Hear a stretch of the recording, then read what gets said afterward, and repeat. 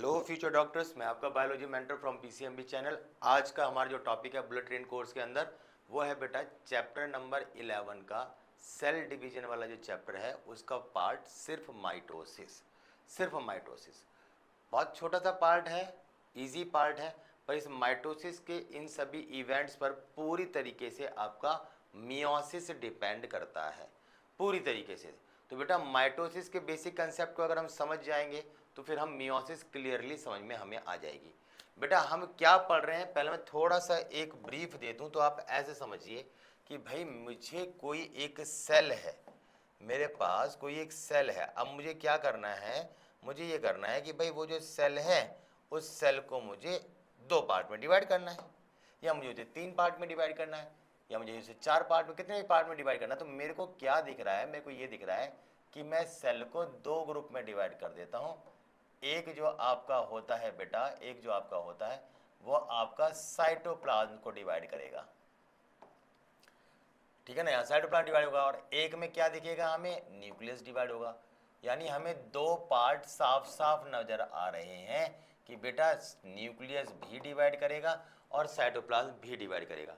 Nucleus अगर divide करता, cytoplasm divide करता है तो इस प्रोसेस को क्या कहते हैं हम, साइटोकाइनेसिस।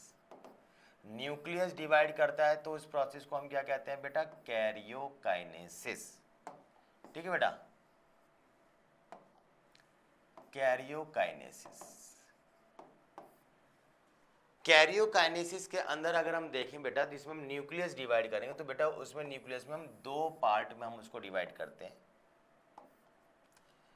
न्यूक्लियस जब डिवीजन होगा तो बेटा दो तरीके से डिवाइड होगा, एक को बोलते हैं बेटा माइटोसिस और एक को हम क्या कहते हैं बेटा, मियोसिस। आज का जो हमारा टॉपिक है वो टॉपिक है बेटा माइटोसिस।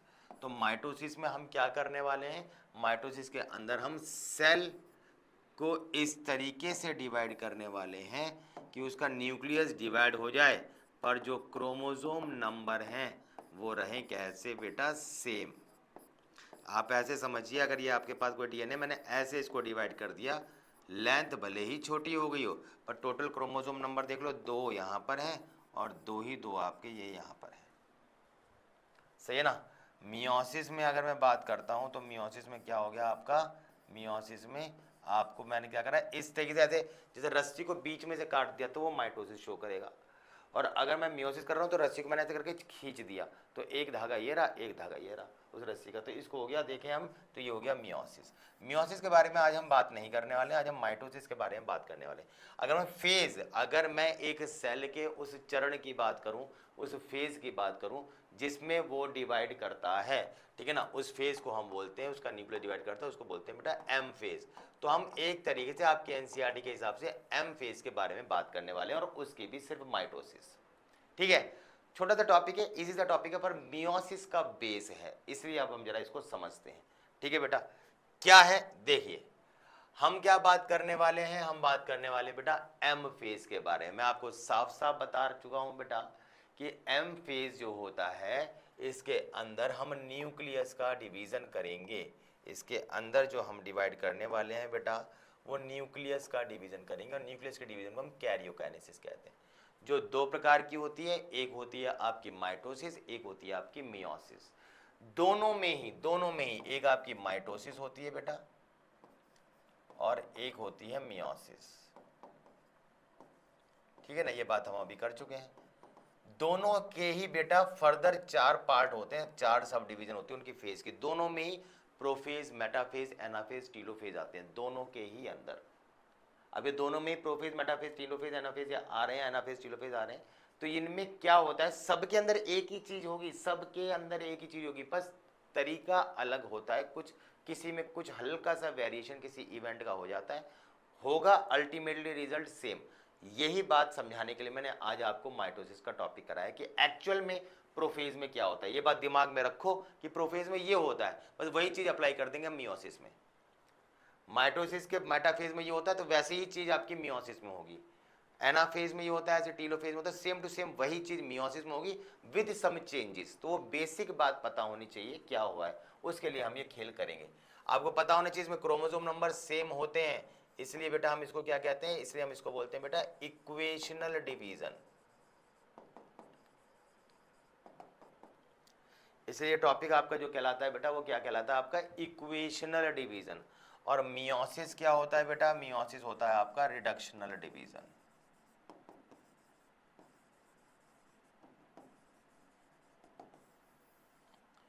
इक्वेशनल डिवीजन और ये आपका रिडक्शनल डिवीजन, क्योंकि इसमें क्रोमोसोम नंबर हाफ हो जाते हैं। इसमें आपका 2n का 2n ही रहेगा, याद आ रहा है, पर इसमें 2n का क्या हो जाएगा बेटा, n हाफ।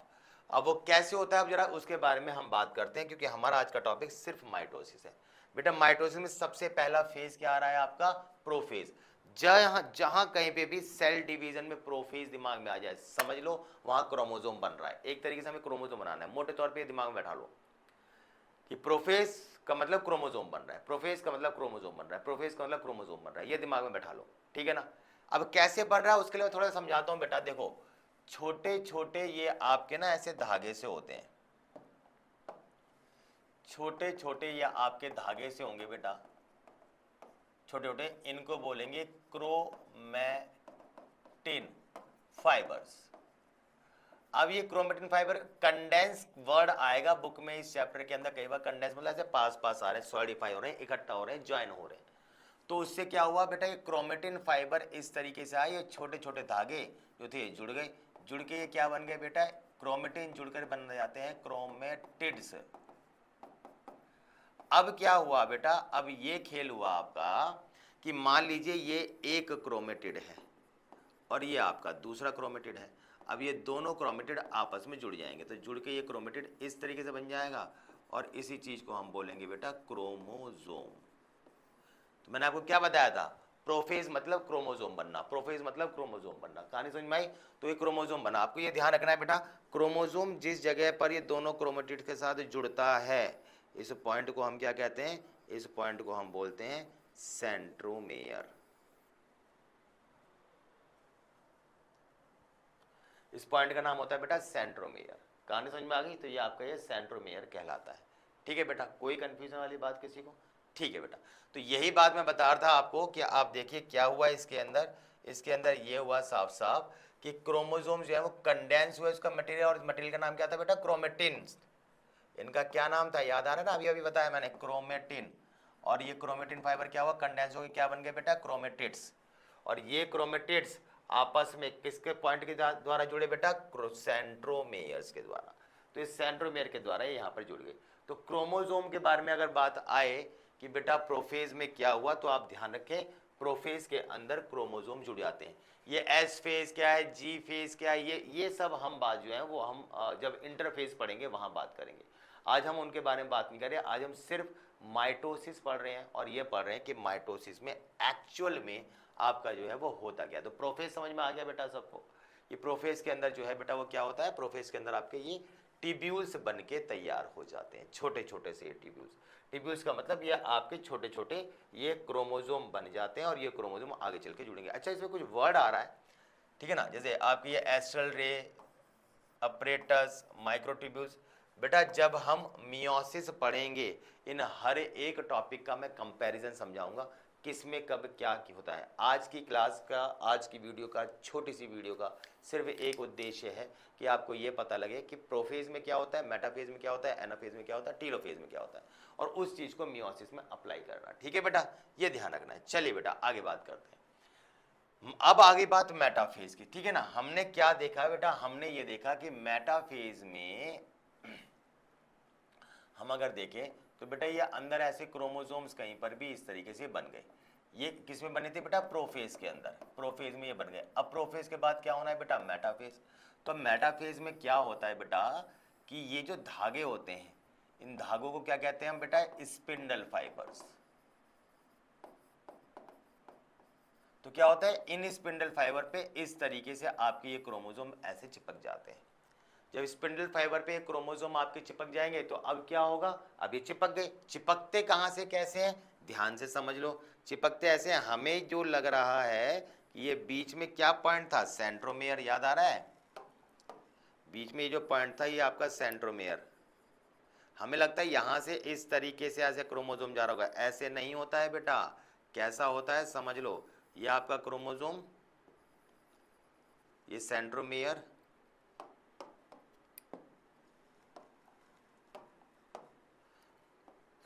आपका जो ये स्पिंडल फाइबर है, देख रहे हो बेटा जादू, यहाँ चला रहा हूं तो ब्लू नहीं आ रहा। ये जो ब्लू वाला आपका ये जो स्पिंडल फाइबर है, ये आपके सेंट्रोमियर नहीं, क्रोमोसोम पर एक पॉइंट होता है, प्लेट डिस्क बोलते हैं इसको, उसको स्ट्रक्चर को बोलते हैं हम काइनेटोकोर। तो बेटा ये काइनेटोकोर जो attachment of spindle fibre and chromosome है, वो बेटा काइनेटोकोर है, काइनेटोकोर, ध्यान रखना। तो ये काइनेटोकोर के थ्रू ये आपका जाता है, कहानी समझ में आई। तो ये जो काइनेटोकोर है ये आपका जुड़ता है यहाँ से, सेंट्रोमेयर से नहीं जुड़ता, ये यहाँ से जुड़ता है। तो यही कहाँ से जुड़े हुए, हमें भले ही कहीं से भी दिख रहे हो, पर ये एक्चुअल में काइनेटोकोर से होते हुए जा रहे हैं।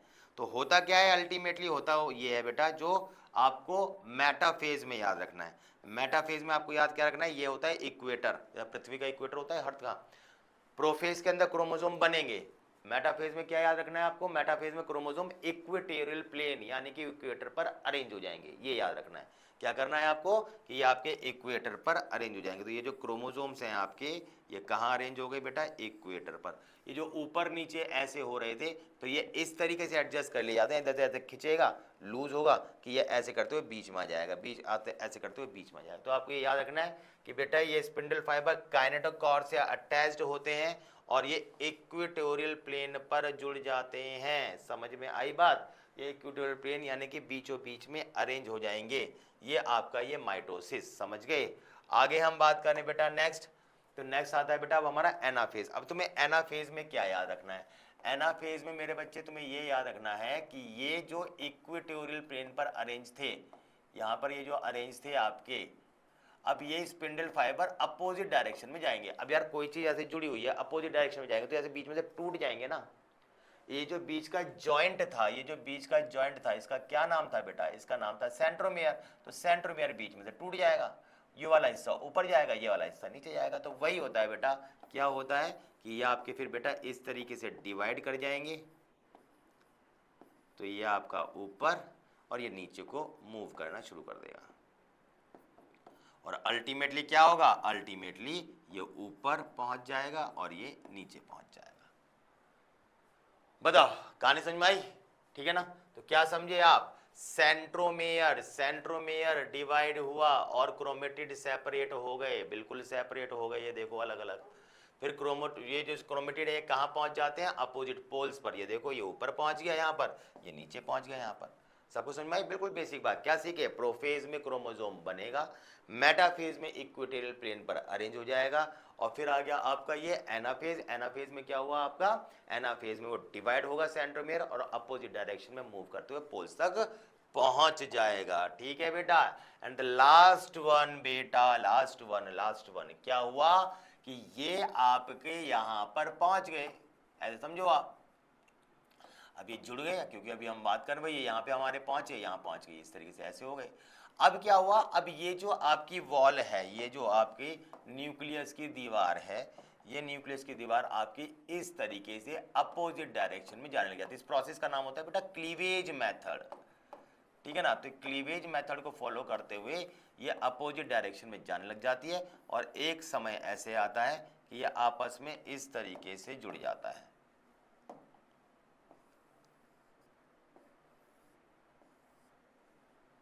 सही है ना, ये जुड़ जाता है।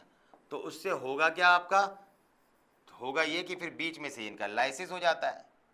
जब ये बीच में से आपका इस तरीके से टूट जाएगा तो क्या हो जाएगा, ये आपका ये ऊपर, ये आपका ये नीचे, ये अंदर ये क्रोमोसोम्स, और फिर क्या होगा, ये गोल आपके दो पार्ट में डिवाइड। बोलो कोई दिक्कत। और इस तरीके से आपके ये एक जो न्यूक्लियस था वो दो न्यूक्लियस में डिवाइड हो जाएगा, क्रोमोसोम नंबर आपके सेम रहते हैं। तो बेटा वही हुआ, देखो यहाँ पे क्या हुआ, न्यूक्लियर मेम्ब्रेन अरेंज हो गई, यहाँ पर न्यू न्यूक्लियर एनवलप बन जाता है आपका, अपोजिट डायरेक्शन में पहुंच जाता है आपका, और इसी के अंदर आपका जो है nucleolus Golgi bodies endoplasmic reticulum बन जाएगा। भाई जब न्यूक्लियस बन जाता है तो न्यूक्लियस की ही तो दीवार होती है एंडोप्लाज्मिक रेटिकुलम, वो भी बन जाएंगी।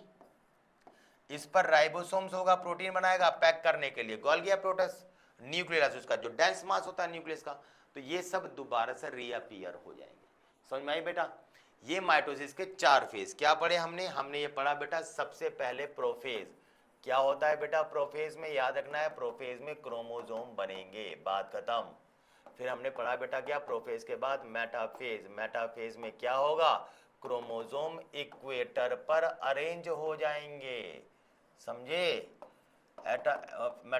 मेटाफेज के बाद क्या पढ़ा हमने बेटा, एनाफेज, और एनाफेज में क्या होगा आपका, सेंट्रोमेयर, वो जो बीच में जॉइंट है वो आपका डिवाइड हो जाएगा, ठीक है, अपोजिट पोल्स की तरफ मूव कर जाएंगे। और टीलोफेज में क्या हो जाएगा बेटा, वो जो आपका एक न्यूक्लियस था ये कंप्लीट रूप से डिवाइड हो जाएगा मेम्ब्रेना के, और ये दो में डिवाइड हो जाएंगे, मतलब दो बन जाएंगे। साथ में क्या होगा, गोल्गी अपरेटस, एंडोप्लाज्मिक रेटिकुलम और न्यूक्लियोलस, ये क्या होगा, ये दोबारा से हर सेल के अंदर बन जाएंगे। जो एक पेरेंट सेल से उससे जो दो नई सेल बनी, यानी कि जो एक पेरेंट की न्यूक्लियस था इससे ये दो बनी, इनके अंदर ये दोनों चीजें बन जाएंगी। ऑल सेट बेटा, ठीक। माइटोसिस की क्या हमारे जीवन में कोई उपयोगिता है, तो बेटा बहुत सारी उपयोगिता है। पहली उपयोगिता क्या है बेटा, असेक्सुअल रिप्रोडक्शन में इसका इस्तेमाल होता है। बेटा एक क्रोमोसोम, मतलब एक मान लो, हम भी मान लो समझाने के लिए बता रहा हूँ 10 क्रोमोसोम है, तो बेटा इसके बच्चे के भी तो अंदर क्योंकि 10 ही 10 होने चाहिए, और डिवाइड भी हो जाए एक सिंगल सेल, क्रोमोसोम सेम भी रहे, तो माइटोसिस होगा। असेक्सुअल रिप्रोडक्शन करने में इसका बहुत बड़ा योगदान होता है। दूसरी बात बेटा, हमारे कहीं पर अगर चोट लग जाए, सही है ना, हमारे हाथ पर अगर चोट लग जाए तो हाथ जैसी ही सेल बननी चाहिए, गाल पे लग जाए तो गाल जैसी सेल बननी चाहिए। हर सेल को उसी के जैसे बनने के लिए जो रेस्पॉन्सिबल होते हैं वो कौन होता है, वही होता है हमारा क्या, ये माइटोसिस। तो माइटोसिस एक जैसी सेल, जड़ की लंबाई बढ़ानी है, तने की बढ़ानी है, हमारी बढ़ानी है, ये ग्रोथ को भी करवाएगी। यहाँ की खाल में इसी के जैसे खाल आएगी, यहाँ चोट लग जाएगी तो इसी के जैसे खाल आएगी, उसी के जैसे बनाना, उसी के जैसे बनाना, किसका काम होता है, माइटोसिस का। क्लियर है बेटा, तो ये बात आपको ध्यान रखनी है बेटा। ये आपका ये टॉपिक था, कंसेप्ट याद रखना है, सिर्फ सेक्सुअल रिप्रोडक्शन में इसका यूज है, बाकी हमारी ग्रोथ एंड डेवलपमेंट और एक जैसी सेल को बनाना है। प्रोफेज में क्रोमोसोम बनेंगे, मेटाफेज में अरेंज होंगे इक्वेटर पर, एनाफेज के अंदर वो डिवाइड होकर अपोजिट डायरेक्शन में जाएंगे, और टीलोफेज में एक से दो न्यूक्लियस बन जाएंगे, और न्यूक्लियर मेम्ब्रेन, एंडोप्लाज्मिक रेटिकुलम और न्यूक्लियस रीअपीयर हो जाएगा। This is all for today's video बेटा। नेक्स्ट वीडियो के साथ फिर से मिलेंगे हम, तब तक के लिए सायोनारा बेटा।